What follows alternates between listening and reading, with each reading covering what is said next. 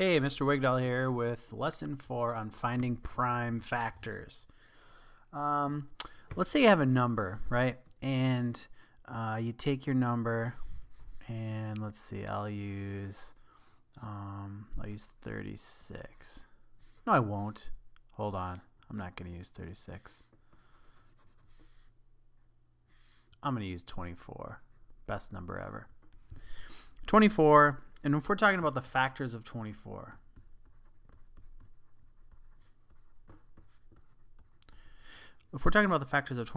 we can say the factors are any number that you can multiply to make 24, right? So if we talk about all the different ways that we can multiply to make 24, we could do like 2 times 12, or we could do 3 times 8, right? So you know those. But these are ways that you can multiply two numbers to make 24. What if we wanted to multiply more than that? Let's say we wanted to do let's say we broke 12 into 2 times 6, and then we still had 2. That's a way to make 24 using 3 of the factors. I can also do 3 times 4 times 2. Both of these equal 24. Using 3 of the factors, but I can actually do it using more, right? Because I can break that 4 into 2. I can go 3 times 2 times 2 times 2. That also equals 24, right? So when we're doing this, when we get down to as many as you possibly can have, which in this case is these, and obviously you can always add times 1, but we're not going to worry about that for now. Or we're not going to count that because that's kind of obvious. And it applies to every single number. We're talking about the factors that only apply to 24. When we get down to as many as you can possibly do, in this case 4 factors, right? We got 1, 2, 3, 4 total factors. These numbers that can't be broken down into any more, remember I broke this 4 down into 2 times 2. I can't make this any more factors to make 24. We call this prime factorization. Okay, those are the prime factors because all of these numbers are prime, 3, 2, 2, and 2. They can only be divided by themselves and 1. Okay? So, I kind of got there by just I kind of was lucky, but there's actually a way you can find the prime factors of a number, and we call that prime factorization. So let's take another number. This time let's take 36. And let's say I want to find the prime factors. One way to do it, like I did before, I'll show you again, is I can take any two numbers I know that make 36. I know it's 6 times 6, right? That equals 36. I can make that 6 2 times 3 times 6. Now I got 3 factors involved. I can make this 6 a 2 times 3, so now I have 2 times 3 times 2 times 3 equals 36, and there's my primes. There's one other way to do it, and we call that a factor tree. And you might have made one before, but I'm just going to remind you how it works. I take that first number, and I make some branches. And I start with 2 branches, and I use any 2 numbers I know multiply to make 36. So I could use 6 times 6, but in this case, I'm actually going to do 9 and 4, just to show you that it works both ways. I could have done 6 times 6. I could have done 2 times 18. Doesn't matter. 9 and 4. Now, are 9 or 4 prime? No, they're not. So if they're not prime, they can be multiplied by something other than 1 in themselves. And I know 9 is actually 3 times 3, right?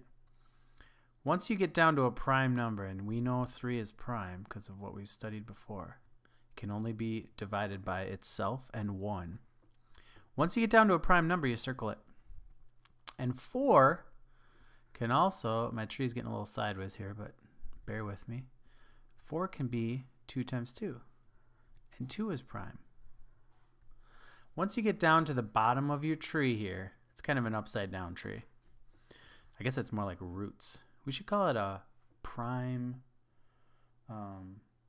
or not a prime. We should call it, instead of a factor tree, we should call it factor roots.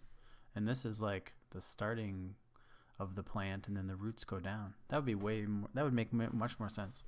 Anyway, okay, so you circle all the primes, and there's your prime factorization. You can see over here I have 2 times 3 times 2 times 3 equals 36. That is called prime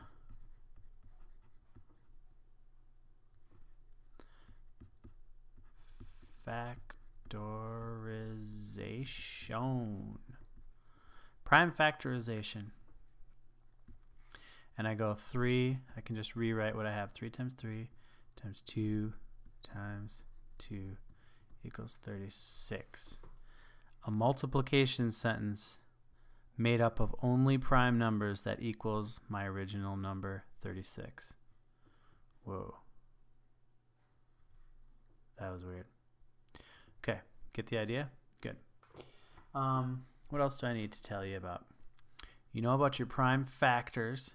You know about your factor tree. I'm going to label this. This is a factor tree, which I'm going to start lobbying the National Council on Mathematics to start calling it a factor roots, because they go down, not up. But until that gets changed, you can still call it a factor tree. This is a factor tree, okay? This thing here, this whole dealio is a factor tree. Prime factorization is this stuff going on. And the last thing I need to show you, real quick, get rid of some of this stuff. I need to show you how to do this on your calculator. So let's say we have a calculator, and mine looks way different than yours probably, but it'll still work. On your calculator, you're going to have a button that allows you to do exponents. Oh, I know what I forgot to tell you. Let me show you one more thing. Once you have your prime factorization like I have down here, I have 3 times 3 times 2 times 2. I can, since I have more than one of some of those numbers, I can use exponents. I have 2 3s, right? And I have 2 2s. So the efficient way to write this, if I don't want to do a lot of writing, is to use some exponents. 3 to the second power times 2 to the second power equals 36. Or 3 squared times 2 squared equals 36. See that? It's the same thing. It's still prime factorization, this time using exponents.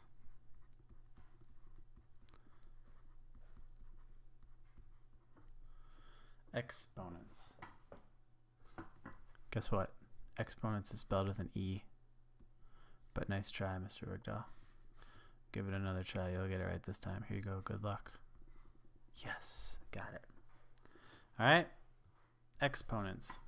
3 squared times 2 squared, or 3 to the second power times 2 to the second power equals 36. It's the same thing. It's just written more efficiently. Now, as I was saying, let's say you get a calculator and you want to do your prime factorization using your calculator, but you want to use exponents, okay? Because let's start with what you know. I could do 3 times 3 times 2 times 2 equals 36, okay? Great. But let's say I want to use exponents. The way to do it on a calculator, you're going to have a button, and it's going to look like it can be a number of things, but I'll show you here quick. On your calculator, most likely it looks like this. It's like a little caret, or an up arrow, I suppose you could consider that. Some calculators, it's going to be an X with a Y exponent. In some calculators, it's going to be a Y with an X exponent, which I think is what it is on mine. Let's see. Yeah, here it is right here, Y with an X exponent. So if I was going to make this equation on my calculator, compute it, it would be 3 exponent button 2, okay, times 2 exponent button 3 equals. And that didn't work. Okay, what I think happened is it put the multiplication in my exponent, so I have to probably use parentheses. Let's try it. Let's go with parentheses. 3 exponent 2 unparentheses. Look, it already gave me a 9. Times parentheses 2 exponent 3 unparentheses, which is 8. Oh, that's what I did wrong. I did 2 to the third power. Let me give that one more try. Sorry you have to sit through all that. 3 exponent 2 times 2 exponent 2 equals 36. Okay. Some of you probably caught that I did that wrong the first time. Good for you. All right, so anyway, that's it. Finding prime factors. You want to take a number, break it down using a factor tree, get your prime factorization, convert it to exponents, and possibly use a calculator to finish it off. Thanks for watching Lesson 4. Washing. Did I just say thanks for washing? Thank you for watching Lesson 4. I hope you don't wash anything. Well, I mean, wash your hands. Anyway, thanks. Bye.